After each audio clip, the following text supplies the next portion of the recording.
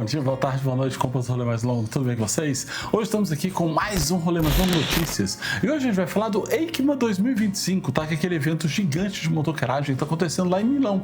Na verdade, aconteceu entre o dia 4 e 9 de novembro de 2025. E nesse evento, a gente viu, cara, uma quantidade de lançamento absurda, né? E foi a 82ª edição do evento. E essa edição, né, o pessoal do marketing deles disse que seria a mais ousada da história, né? E o slogan foi That's Amore, né? Uma homenagem à paixão pela motocaragem. E não por isso teve uma quantidade absurda de lançamentos de motos clássicas. Será que é isso? A paixão pela motocaragem está nas motocicletas clássicas? A nostalgia que está trazendo essa paixão toda? Embora tenhamos visto muita moto elétrica, inovações de motores, a Honda lançando motor inédito, etc. Cara, uma coisa que me chamou muita atenção foi a quantidade de motos clássicas que foram lançadas, tá? É claro, teve muita moto Big Trail, né, que é um segmento que tá bombando bastante, mas teve muito moto clássica. Curioso isso, né? Porque é o seguinte, a gente tem que pensar que o que é a moto clássica? Moto clássica é basicamente aquela moto cara de moto. E nesse Rolê Mais Longo Notícias, tá? A gente vai ficar centrado nas motos clássicas. Por quê? Porque eu quero falar sobre nostalgia, tá? É isso que eu quero falar. Então, as marcas como a Norton, a Triumph, a Royal Enfield, a Yamaha, a Kawasaki, né, trouxeram basicamente o passado pro futuro, ou o futuro do passado, não sei direito como é que é isso. E outra, fiquem até o final, tá, que eu quero conversar mais sobre essa questão da nostalgia e ver como é que isso tá funcionando nesse mercado de motos, que isso é uma ideia muito curiosa, né, cara, porque é uma quantidade de lançamentos bem grande sobre isso, né. E vamos falar primeiro, né, sobre a minha queridinha Kawasaki Z900RS, que foi lançada de novo em uma versão SE e a versão normal. A mudança que teve agora foi um novo comando de válvulas, finalmente ela tem um acelerador eletrônico, né, cara, por favor. E ela também teve uma mudança no sistema de tração, novos modos de pilotagem, parece, essas coisas, ou melhor, deu uma modernizada na parte eletrônica da moto, mas ela continua sendo aquela moto lindona, com a mesma cara, e eu adorei de não voltar pro tanque vermelhão, tá muito bonito. Eles podiam ter uma versão também com as rodas prateadas, o preto, sei lá, ou uma versão com roda raiada, nossa, eu ia adorar. E o negócio é esse, ano que vem, talvez essa moto chegue por aqui, né, porque a Kawasaki traz bem pouquinhas delas pra gente, mas tomara que ela traga a versão nova. Ah, e também tem uma mudança no escapamento para ele ter um ronco ainda mais bonito do que é essa das poucas motos que vem, né, com um escapamento original, com um ronco legal. Isso é uma coisa que a Kawasaki conseguiu fazer que nenhuma outra marca conseguiu, tá? Nenhuma mesmo. E vamos começar na Inglaterra, tá? O negócio é o seguinte, a Triumph, ela trouxe 29 lançamentos pra EICMA, cara. É muita coisa, tá? E o negócio que ela fez foi o seguinte, ela simplesmente atualizou toda a sua linha de clássicos. As novas Bonis, a Bobber, Speedmaster, a Scrambler, todas elas tiveram modificações interessantes. Esteticamente continuam muito parecidas, porém todas elas agora têm um IMU, ou uma unidade de medição inercial, que quer dizer o que? Elas agora têm ABS em curvas, um controle de tração em curvas também, etc. Ou melhor, deu uma modernizada nas questões da eletrônica das motos, porém elas continuam com a mesma cara de moto clássica, só que agora, né, como a Kawasaki fez com as Z900RS,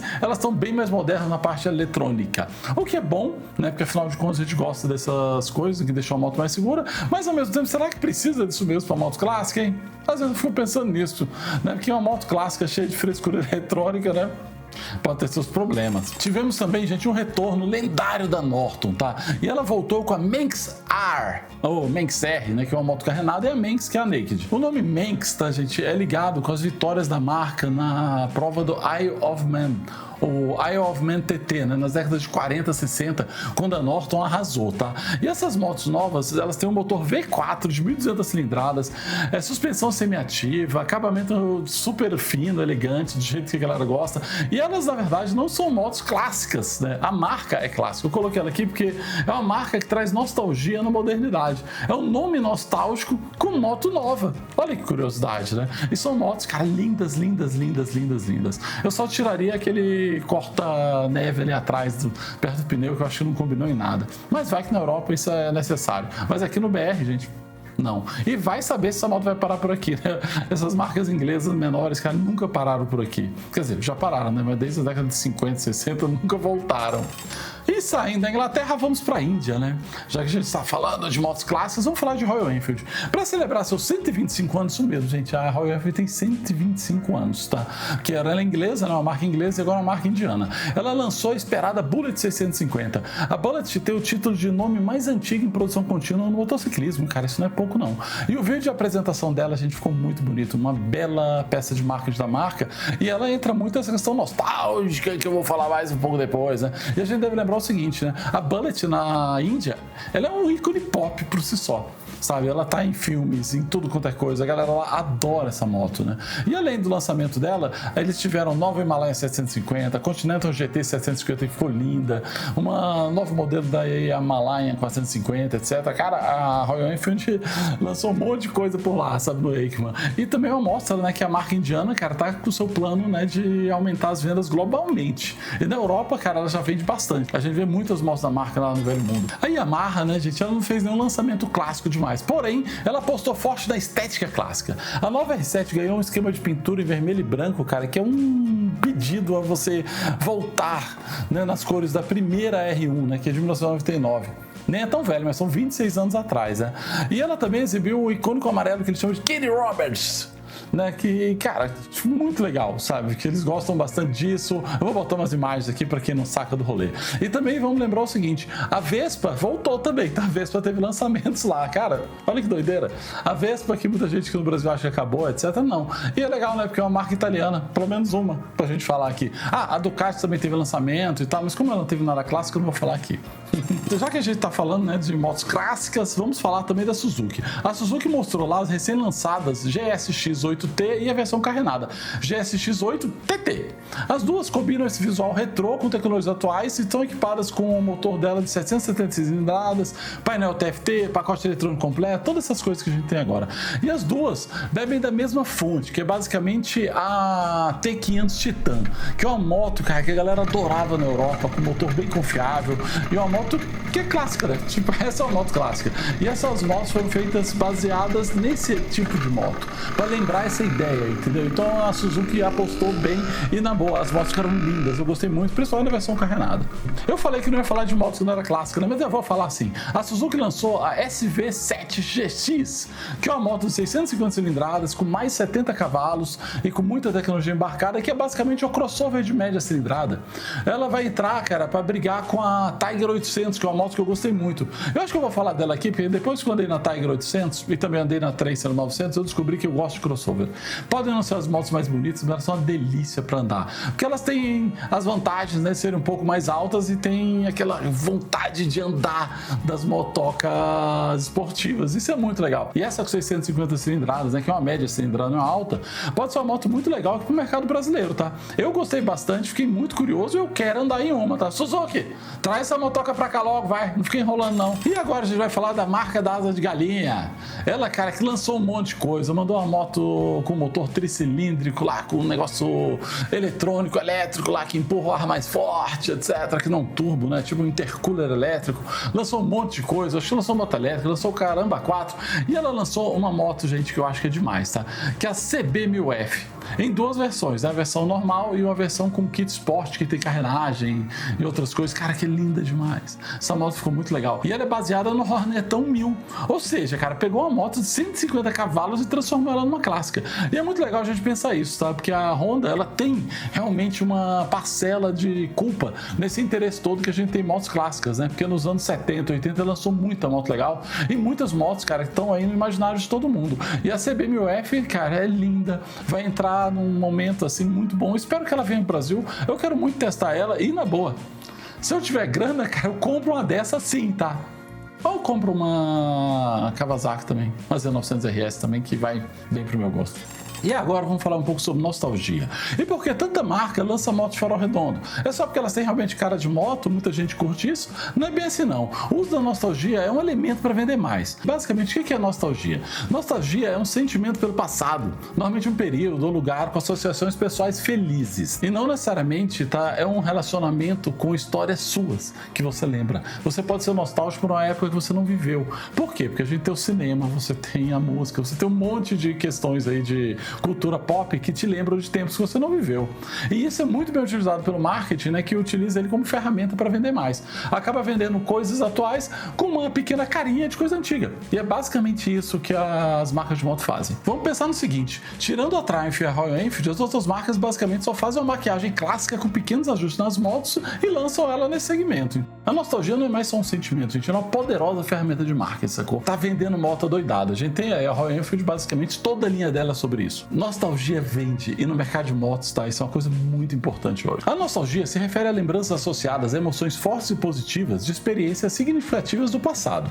Ela evoca sentimentos de conforto, felicidade, segurança, transformando o conforto em clique, em compras, em compartilhamentos, né? Nesses momentos que a gente não sabe de nada, esses momentos onde as redes sociais, a internet, IA, etc., dominam o mundo, você ter uma lembrança palpável de uma coisa física, etc., é muito importante. E as marcas, cara, elas pegam todo esse sentimento, né? Esse sentimento de um passado que muita gente não viveu. Por exemplo, galera de 30 anos comprando moto de farol redondo, não faz nem sentido. Porque quando eles nasceram, as motos já não tinham mais farol redondo, entendeu? Isso quer dizer o quê? Que esse sentimento de nostalgia, ele não é necessariamente só uma lembrança existente, né? Não é uma lembrança real. Ele pode ser um sentimento de lembrança. Isso é muito importante para as marcas, tá? Isso funciona e funciona muito bem. Estudos mostram que o conteúdo nostálgico gera o dobro de reações emocionais em comparação com anúncios não nostálgicos, gente. Olha isso. O marketing da nostalgia, que é basicamente isso, são as marcas trazendo produtos antigos de volta, como a Suzuki está fazendo, entendeu? Querendo pegar uma moto, a Titan dela, que era uma moto que todo mundo gostava, para trazer. A Kawasaki com a Z900RS trazendo a Z1000. A própria Honda trazendo a cara de CB400 na CB1000F. Todas essas marcas estão procurando isso. Elas estão evocando o sentimento de nostalgia. Não quer dizer que elas estão vendendo uma coisa antiga nova. Elas estão evocando um sentimento, gente. E por que isso é tão importante para as marcas, hein? Porque é o seguinte, gente, as campanhas temáticas, como as inspiradas nos anos 90, resultam em um aumento de 30% do engajamento nas plataformas e aumento de venda.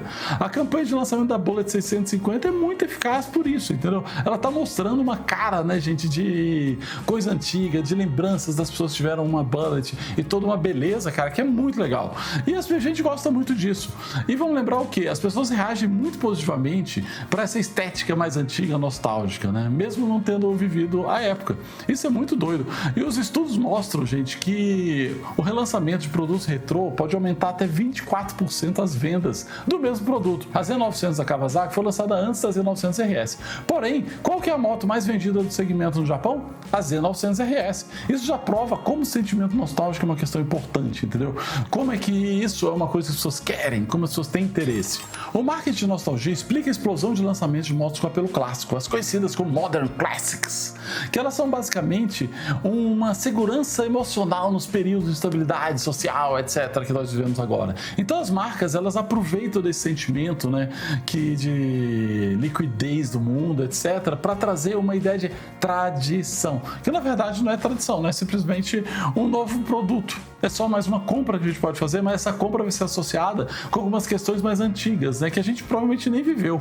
Então, eles usam a nostalgia para atrair. Então, no fundo, as marcas não fazem relançamentos reais, né? Elas usam a nostalgia para atrair a gente para essas motocicletas, né? E a maioria delas, a gente tem muita inovação moderna, como suspensões ativas, sistemas eletrônicos de auxílio ao piloto, etc. E as marcas procuram encontrar um equilíbrio entre isso, né? Vocês podem ver que a Kawasaki, por exemplo, tem uma suspensão nova, porém os mostradores são redondos. Isso é muito legal. Então acaba sendo uma estética vintage que fica sendo vendida como se fosse uma questão nostálgica.